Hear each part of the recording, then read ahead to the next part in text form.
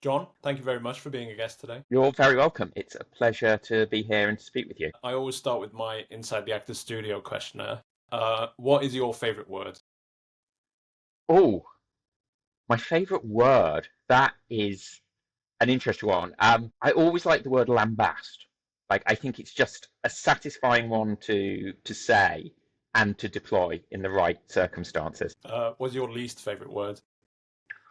Oh, I I'm going to be really wishy-washy, and there's actually no words I dislike. I think it's one of the things of writing is any word is good in the right circumstances. And I think one of the brilliant things about English as a language is we have so many words that you can just deploy. Although I probably would say, as from my own writing, the word I need to eliminate the most is therefore. It's one of those things whenever I pass through my edits, it is the word I've used far too often in too many places. So that's probably the word I tussle with the most. I always struggle with them sort of therefore, thuses, yet, howevers, and but. Yeah, Yeah. I think it's a thing you put in when you're slightly unsure when you're or you feel slightly unsure when you're writing, and anyone who edits you or teaches you about writing, it basically 99% of the time you don't need them. I mean, I've found doing this podcast that, like, whenever I listen back, I always insert qualifiers. It's sort of like sort ofs, kind ofs, instead of just doing a declarative sentence. Yes, that's I think it is a habit that most people have. I once read a really interesting article about ums and ahs and actually when they're deployed by native speakers.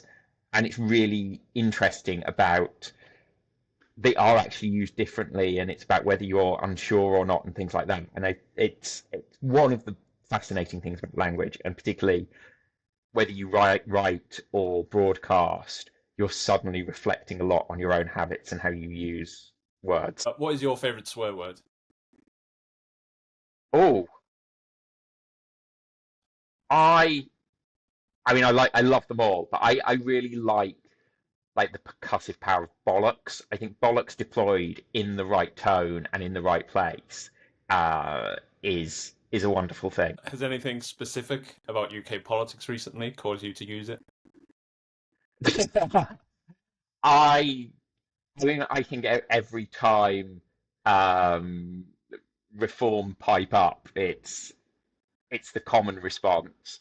But I think it's more of a general response to UK politics at the moment rather than specific. Do you have any guilty pleasures? Ooh, guilty pleasures. I think you should never be guilty about your pleasures, but um, I do have a thing where basically I will indulge in any reality TV show competition format. So, like, when it's like the Bake Off for X, if I see it, I will watch it and I will get really invested in it, no matter how little I care about what X is.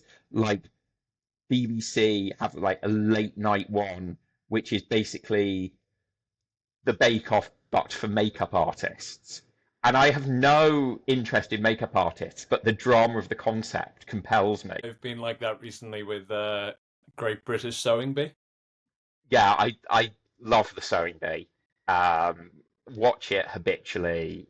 Love Patrick Grant who presents it, who I think um, does really interesting things. And I think actually, interestingly, going back to what we're meant to talk about, is a very embodiment of an old-fashioned small C conservatism. For people who don't know, when he was in his 30s, he bought a Savile Row tailor that was down on its heels and built it back into a very successful business and has now started a new business making sustainable clothing in the north of England using old factories and factories that are on their downtime. And I think that's that sort of really interesting thing. It's called, I think, community clothing, and that idea of small enterprise and local community and stewardship is one of the things I tend to bore people about a lot. I mean, this is getting drawn into the bigger things, but I do feel like a tension within, maybe it's always been in conservatism, but like in recent years of, and it's kind of relevant to Kemi Badenoch today about repealing the climate action bill act. A tension between conservative conservation preservation kind of aspect in the Tory party, and then a sort of materialistic affluence kind of thing of sort Mm. of, on the one hand, having a flashy car, having a sort of what's the word? Conspicuous wealth. And then there's also this idea of conserving things, preserving things, not having wasteful consumption. So I feel there are two tensions. Yes, I think it's always been there. I think it's become more pronounced. I can't remember who said it, but it was the classic line about Margaret Thatcher that she sought to create a Britain of her father, who was very much the former, and ended up creating the Britain of her son, which is definitely the latter. I'm not sure it's entirely correct, but in terms of a pithy summation of the battle within the Conservative Party on those lines, I think it's a very good and quite funny observation. What is the sound or noise that you love? Sound or noise that I love? Um, so I play guitar. I really have got back into that in the last few years. So playing my guitar with all of the pedals set up, that's probably my favorite noise. What is the sound or noise that you hate? Ooh, that could be quite a long list. But I think the thing of living in London, it's sirens and the frequency to which you're always hearing sirens, and it just sort of I mean, it's meant to, but it just sort of cuts through your peace and calm, which they are very important. But when you live next to a busy-ish road, you hear them a lot. See, I find that in Britain, but then say in Paris, I find the sirens chic, and it makes me really feel I'm in Paris. Yeah, just that slight difference of tone. What is your favorite book? My favorite book is, I think it's a book called Life and Fate by Vasily Grossman. He was a journalist in the Soviet Union in the 1930s and 1940s, and he set out to write it as a mirror to War and Peace, but about the Second World War on the Eastern Front. And he was a journalist during the war, so he saw a lot of it close up. And it's just this sort of wonderful, sprawling story about sort of various threads of the war and how they all come together. And I think that's probably my favorite book. And then finally, are there any fictional characters who you'd like to imagine yourself being? Um, so I think, and again, it becomes very apt for this conversation, but it's the book I nearly said for my favourite book as well, but Parade's End, which is technically four books in one by Ford Madox Ford, but Christopher Tietjens in that, who is styled as the last English Tory in the sort of Edwardian period. He's a very sort of Burkean stewardship character who, at times, I think in some ways I aspire to. Others, I mean, he is also a very flawed character, so make of that what you will. But that's kind of the one that I feel resonates the most. So when you were on Arthur Snell's podcast, you talked about growing up in a sort of politically active Tory family and sort of Mm. volunteering for the party and helping run conservative associations. And it made me think about how I've always been interested in strategy, and from a like weirdly young age, consuming like history, political history, so everything like that. And when you were talking about being in associations, it made me think about how uh, my time dealing with Tory associations was my first experience actually doing strategy.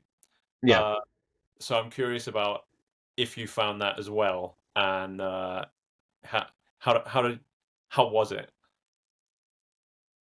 Yes, I think that pretty much is the case for me as well. It sort of overlapped when I was doing more of that in my working life and my professional life, um, it was very interesting. In the context in which I ran an association, it was a seat with a Labour majority of about 35,000, and at that point hadn't had a proper opposition councillor elected from any party for about 15 years. So it was, in many ways, quite a surprisingly good place to campaign because you didn't have to worry about winning or losing. There was no great recriminations if you lost a seat. You didn't really have to worry about individuals, people's egos, about how much resources you were putting into one place or another. But I think it was very interesting education in the way that politics actually operates and the very low level on shoestring budgets with a very small team of volunteers. I mean, for me, it was there's that, I think it's a Kissinger line about academic rivalries so intense because the stakes are so low. Yeah, And I mean, the thing that sticks out for me, it was when I first thought I might actually be able to do strategy. I was appointed campaign manager for a parliamentary election, 2015, and this was yeah, sort of November, end of October, 2014. Seat called Southport. Historically, it had always been Liberal or Tory, pretty much since like the 1832.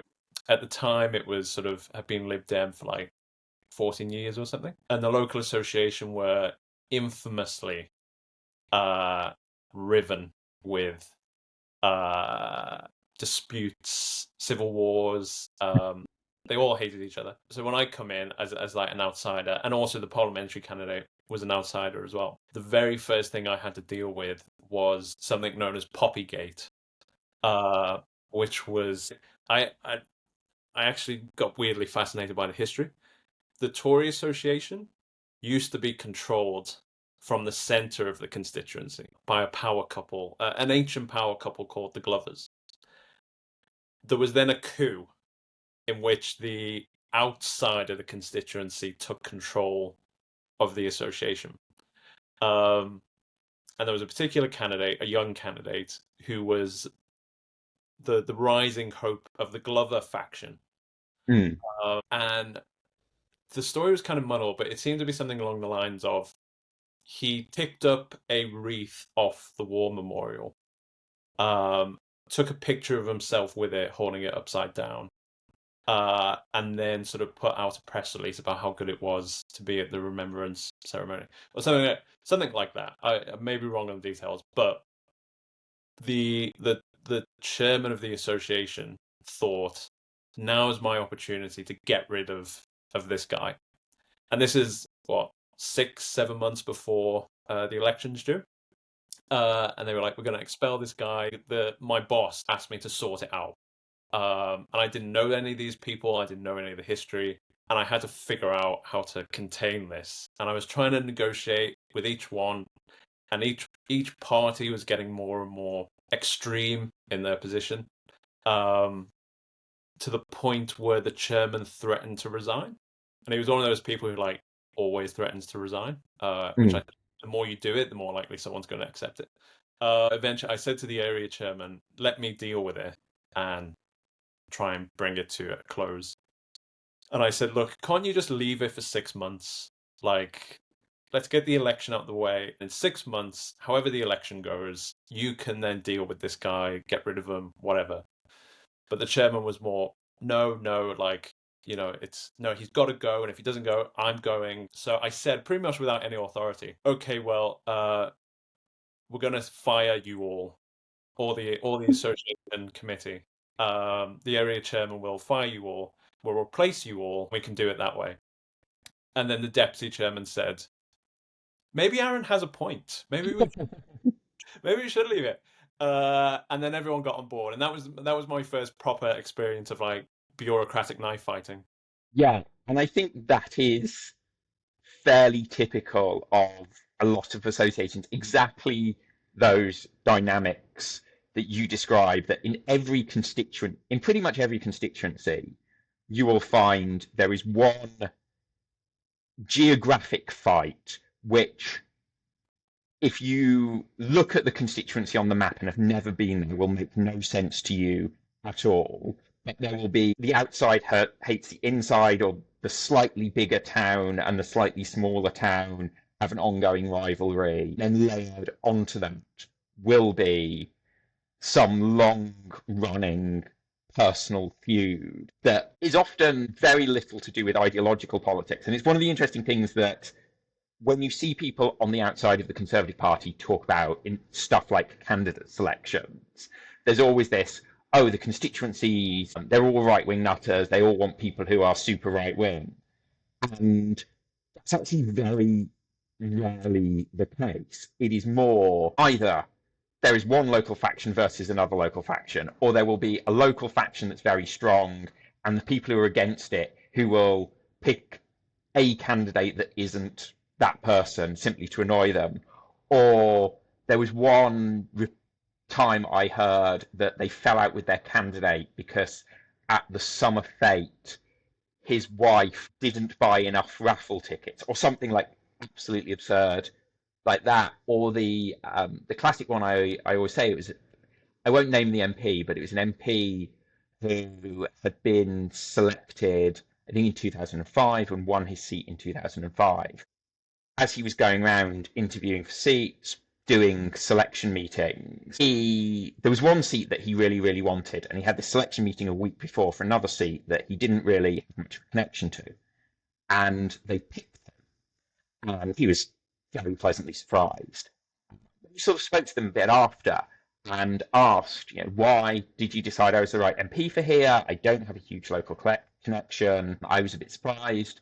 And they said, oh, well, the way you introduced your wife was so lovely and charming that the association really liked you. And after that, it was kind of a done deal. And yeah, it had nothing to do with any of the things that people on the outside normally think go into political decisions. And I think it's really interesting how political organizations are very different, I think, from a lot of other organizations, and from how a lot of people who aren't involved in them on the day-to-day think they function. It's very much in the news right now, discussions about sort of Britishness and Englishness and stuff.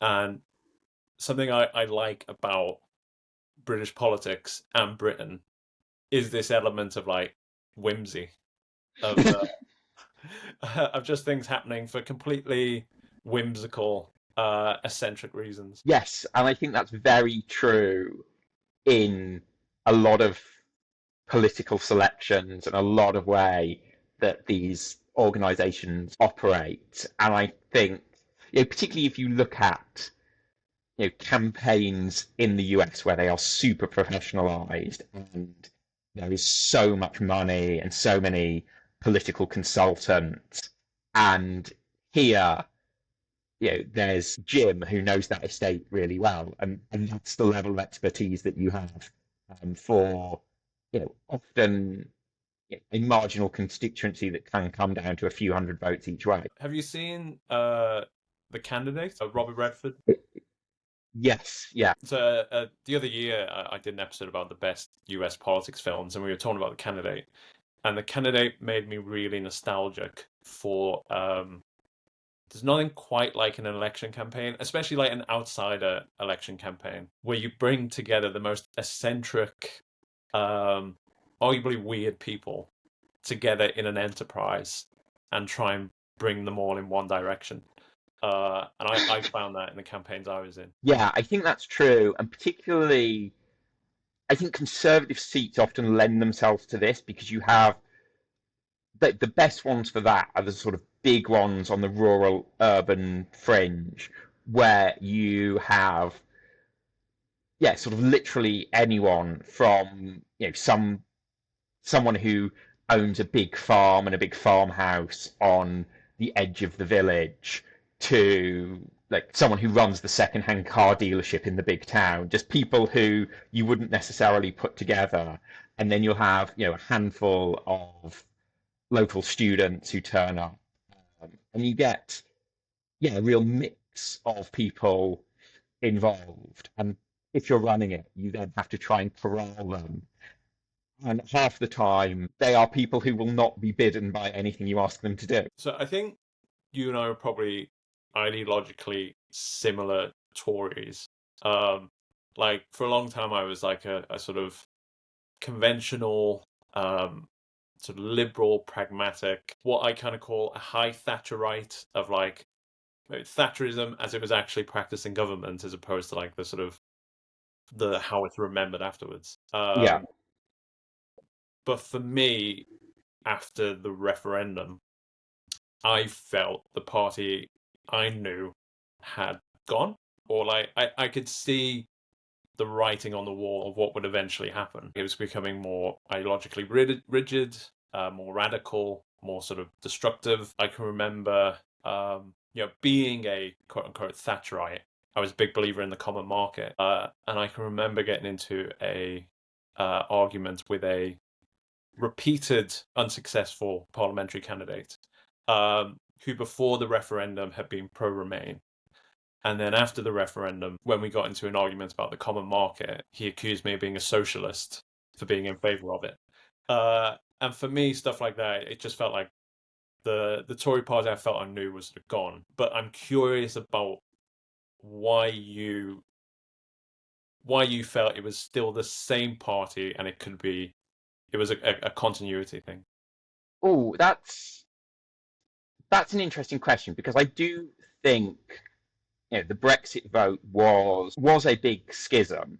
I think perhaps my perspective, certainly at the time, was that while as someone who's pro-European, pro-Remain, for largely similar reasons to you say, sort of on a pro-free trade perspective, I think I still thought that there was the capacity to win that fight internally, and that ultimately for the Conservative Party to be electorally successful in the long term without, I think it has to do one of two things. It either has to remain to a large extent the party of slightly above median earning middle classes who believe in business, lower taxes, whatever, or it has to go under a quite radical change, not just in its approach to social policy, which has kind of happened, but also economically, because the thing you see with reform, while I wouldn't go so far as typifying them as economically left wing, they are economically populist in a way that leads to a lot of things that we would normally consider quite left wing coded around spending. They're not left wing because they don't match that with anything on the sort of tax and fiscal side, and they just sort of wave their hands and magic will solve it. But I think it's very hard for a Conservative Party to exist and for a centre-right party to exist and not be economically liberal, and to a reasonable extent socially liberal. And for quite a while, I always thought that was a tradition within the party that would resurface. I think now there's a different question, which is, does that tradition resurface in a new party? Does one of the existing parties take over that tradition? Or does it resurface in the Conservative Party? And I think that's very much up in the air. Well, I started this podcast last summer, and one of maybe like my third guest or something was Damian Collins, former MP for Folkestone, Yeah. and I sort of put to him of like, at the time it was like it was before Reform had really taken off, but everything was kind of fluid after the election, and I was sort of putting to him, the Lib Dems aren't actually that far behind in terms of seats of the Tories. Farage seems to be on the up. Is it possible that the Tories are going to slip into third or even fourth place? kind of like, because we were talking about his book about David Lloyd George, kind of how like the liberals Mm. sort of slid from that position in the 1920s. And his view, which was, I thought at the time, kind of sanguine, of like, there are centre-left solutions to things, there are centre-right solutions to things, like the NHS, the economy, everything like that. Labour provides the centre-left solution, the Tories provide the centre-right solution. That will always be the case. So, like, although things look bad for the Tories right now, there's still that hunger for a centre-right point of view. The Tories will provide it. And I just thought it was a bit sanguine on the extent to which the Tories could continue being that voice. Yes, I think it's an analysis that I, broadly speaking, agree with. And ultimately, the Conservative Party continues to have a lot of strength. At the moment, it is still the second biggest party in Parliament. It has retained a lot of financial support. It still has the support of the professions and of businesses. And I think the gap is there. The only thing I think challenges that is that assumption is really underpinned by a 19th and 20th century view of how politics operates, that ultimately it is about class interests and the moderation of class interests, and the left and right spectrum, as we acknowledge it, really sits into that.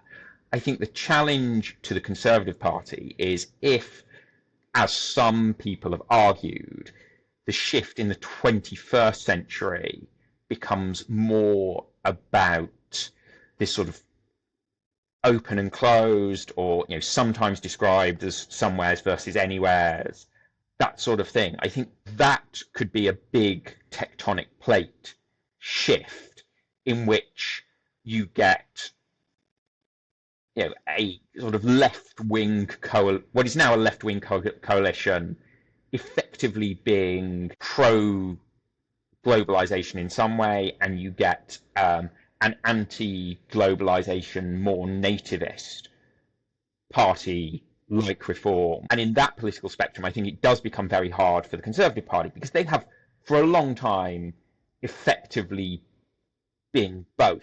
They were the party of transnational business, European integration on a certain level, but also that sort of small c local conservatism. And I think, I'm not certain that paradigm is going to shift, but I think if you look at the decline of the Liberal Party, you had a paradigm shift largely as a result of the changes to the franchise. So suddenly the political world moved because you gave the vote to the urban working classes. And I think the thing that kills political parties properly is that sort of shift and their failure to get on board with it, which again goes back to what I was saying, is there is one route to surviving, which is the Conservatives become a fully sort of nativist protectionist party, but that requires them shedding a whole lot of their ideological priors on the economy in a way that Reform find quite easy, but I think the Conservatives are so far finding hard to do. I think the other challenge for that is you get away from policies that work, and I think that's a big problem. I mean, on the point about economic policy, there was the whole discussion on Blue Sky this week about the that Telegraph article about the middle class being priced out of a nice meal out kind of thing. Yeah.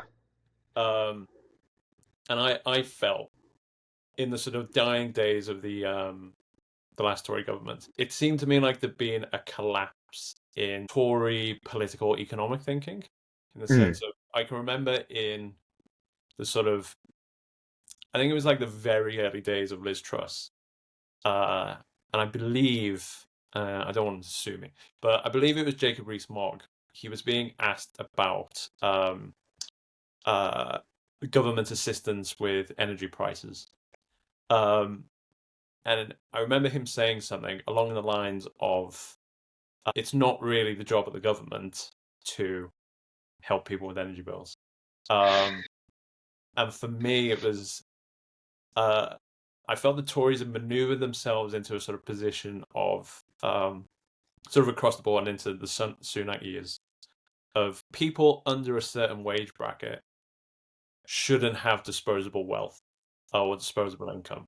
That of course you should use all your income to pay the rent, pay the mortgage, or pay bills. And there's something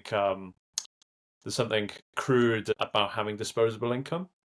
Yes, I think there is something there, and I think it's sort of this broader thing of and you see this with the decline in the working age vote for the Conservatives, and we often talk about age and voting patterns, but one of the things that's very clear on this is that used to apply to, say, voters under 25. It now applies to voters under 55. And I think it sits within a broader rejection of a lot of the things that matter to people, sort of, as you say, working median and slightly above median salary jobs and households. And I think another example of this, again, with Jacob Rees-Mogg, was the whole Conservative approach around working from home. Because if you are chasing, as the Conservatives should be, voters in their 30s and 40s with reasonably good professional jobs, probably have children and childcare commitments, probably want decent-sized housing, not in an urban centre, but on the periphery, why on earth are you slagging off working from home the whole time? Because that is a thing that those voters clearly like, they're clearly enjoying it, and you are treating it as a very bad thing. And it was that sort of cultural alienation from those voters. And I think you also saw this a bit, I think some of the scandals in the Johnson era and subsequently really played into this, where a lot of people I know, particularly if you work in regulated professions like law or finance, who again should be very solid Conservative voters, there was this big sort of perception of looking at the party, looking up what was going on in Partygate and some of the other things, and sort of saying, in my career, doing that sort of thing would be career ending. I would not only lose my job, I'd be reported to the regulator who could punish me in various ways. And the fact that the Conservatives don't seem to get that aspect of modern professionalism is another thing that's really set them at odds with a lot of those voters. And I think it's been cultural. But as you say, I think there's also been an economic failure to address the material needs of those voters. Housing is the big obvious one, but also some of the things around income and disposable income and costs. Yeah, there's this sort of sense that the party just isn't caring for the needs and interests of the moderately high earning, the moderately well off, the secure but not wildly comfortable. And eventually, as has happened, the result of that is you become a pensioners party. There's been another thing on Blue Sky being discussed this week, is this whole idea of the two main parties not liking the actual voter coalition. And there's been the whole discussion of, in Labour, it's a very live discussion of should a party that historically has been about the industrial working class suddenly swing behind its modern coalition of professional liberal people in cities. And there's a proper ideological debate going on over that. Because what's the point of Labour if it's not for the working class, etc. I'm kind of curious about what exactly is the problem in the Tories to embrace that what has traditionally always been their voting base. I think one of the big schisms on that is Brexit, which was something that overwhelmingly was unpopular with a lot of the people you would expect to be traditional Tory voters. I think there is a problem that for quite a long time the party has developed this symbiotic relationship with older voters, where more old people vote Conservative, so the Conservatives focus their policy delivery on older people, so their voting base narrows, and I think that was done without really understanding the linear nature of time, that if you keep investing in pensioners, they move from your column to the ballot box beyond the skies. And and I think if you look at some of the projections on that, the Tory vote that has effectively either passed away or become too infirm to vote has ultimately amounted to millions of votes over the last decade and has not replaced it. And then what happened because of Brexit was this view that you could replace it with white working class communities, although again a lot of that time that was still actually retired white working class communities. And as the middle classes have become more socially liberal, in some ways more economically left wing, the party has struggled to keep up. And I think another aspect of this that gets forgotten is student fees, and particularly in the way that the current system is set up, where graduates are subject to an extra level of taxation which no one else is. I think has just been a way of, again, disillusioning the youth. But also, I think the Conservatives have failed to quite grasp the sort of political economy of being the sort of person who 30 years ago you'd expect to vote Conservative, where now housing and to an extent childcare are the big costs. You're less worried about high taxation because actually you understand you have to pay taxes. They're not as high as they have been in the past. What you newly have now is the large chunk of money you're paying either to your mortgage provider or to your landlord for worse accommodation, and that being the big problem. Obviously, the narrative of British politics over the last several months has been sort of inexorable rise of Nigel Farage, and sort of displacing the Tories and Labour being in the sort of that's where the fight's going to be at the next election.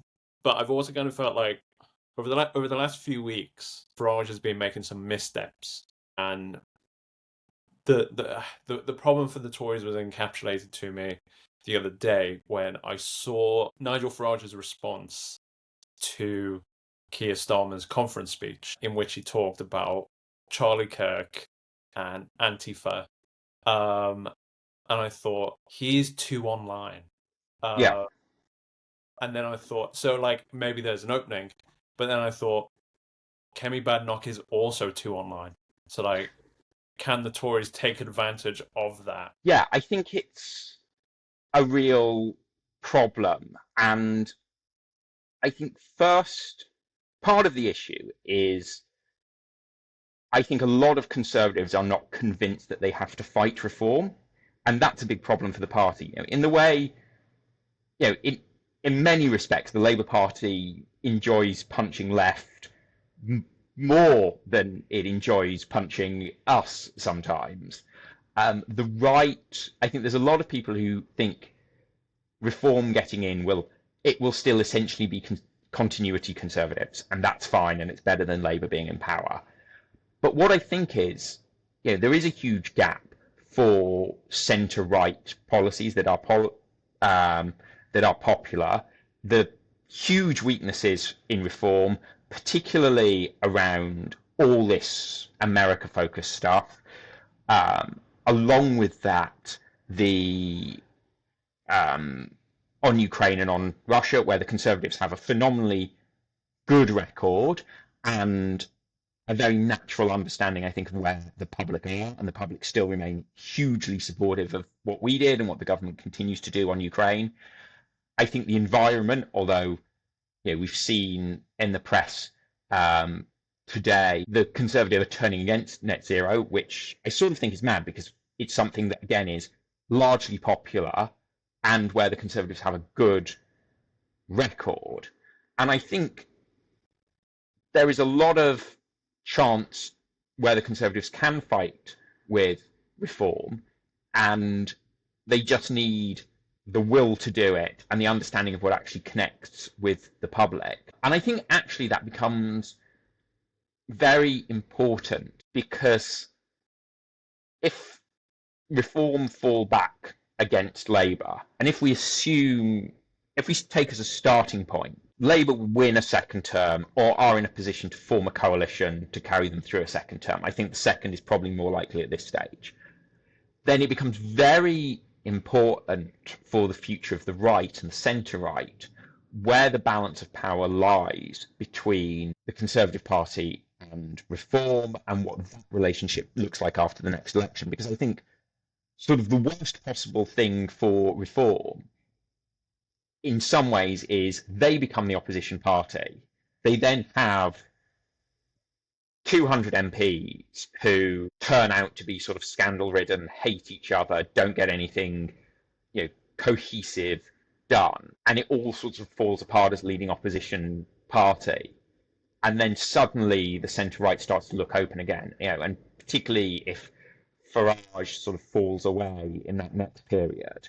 The stronger the Conservative Party is after 2029, the more chance it has of winning that long-term battle versus Reform. You've written about recently there's been a stream of defections from Tories to Reform, whether high-profile like sort of Danny Kruger or more sort of ex-parliamentary candidates and stuff. But someone I know who is in the know has told me that the Tory party's been receiving a lot of applications for the 2029 election from like doctors, lawyers, the whole sort of professional class, and that there's a view in the leadership that basically no ex-MP should be, or as few ex-MPs as possible should be candidates in 2029, and that it ought to be weighted more towards these newcomers from professional backgrounds, which interests me as like a potential for rejuvenation of the Tory party. But I'm kind of curious of like, is it too late? I don't think it's too late. I think the Conservative Party still has a lot of organisational strength. It still has a lot of money, an ability to keep raising a lot of money. It has a lot of institutional knowledge. It still has, going back to our conversation at the start of it, it still has these slightly batty associations that might be full of odd people and might be having their weird civil wars, but ultimately have kept the show on the road for the last 100 years. I think a lot of those things are in danger, and I wrote something this morning for Conservative Home about how it appears that membership is in decline. But I think the Conservative Party is salvageable. The challenge is that takes a lot of hard choices organisationally and politically, and isn't guaranteed to work. And people always keep saying, the Conservative Party is the longest lasting, most successful party in the world, and that's because it managed to reinvent itself, through those paradigm shifts that we kind of mentioned earlier, the changing of the franchise, the emerging of new types of politics. And that's true, but that's only because it made difficult decisions and sort of picked lanes and did things in that period. So I think, when you look at it, it's obviously struggling, but I think there is a route back. And I think it goes back to what we were saying earlier, that if you take a view that politics is ultimately between the centre left and the centre right as pragmatic ideologies that look for a mix of policy and try to balance competing interests, then the centre right should still be required. And I think it'd be very hard for anyone other than the Conservative Party to fill that gap. So we're recording this before the Tory conference, but it will go out after the Tory conference. What do you think the Tories should do, and what do you think the Tories will do over the weekend? Oh, I think one of the things the Tories need to do is take advantage of the fact that this now, in the way our politics is about the only week they'll have where they are the opposition party that everyone's listening to. I think they need to come out with some clarity around these ideas about the state and the economy and how they see that coming. I think they need a comprehensive sort of, if not policy platform, but reasoned argument about what they want to happen with immigration. And I think the other thing is that they really need to make it clear that they are fighting reform because they disagree with them rather than because they are electorally inconvenient. And I think they need to try and hive back some of what we might call like the soft reform voters back towards the Conservative Party. Finally, will all this need a change in leadership? I don't think a change in leadership will help any of this. I think a change of leadership. I think the problem the Tories have and have had for a while is this sort of valorization of the leadership, and this idea that if you just get the right leader, everything will be fine. I think what it actually needs is more of a corporate approach that comes together organizationally and gets these things implemented and moving forward. And I think that's more important than who necessarily the leader is. And I think a change of the problem with when you talk about changing leadership is it always starts off on this assumption that whoever takes over will magically fix it. And I'm not sure. I don't think that's the case at the moment. So I think there is a need for better leadership, but I'm not sure that's a different leader. I think it is just playing the hand that is there better. John, thank you very much. Thank you.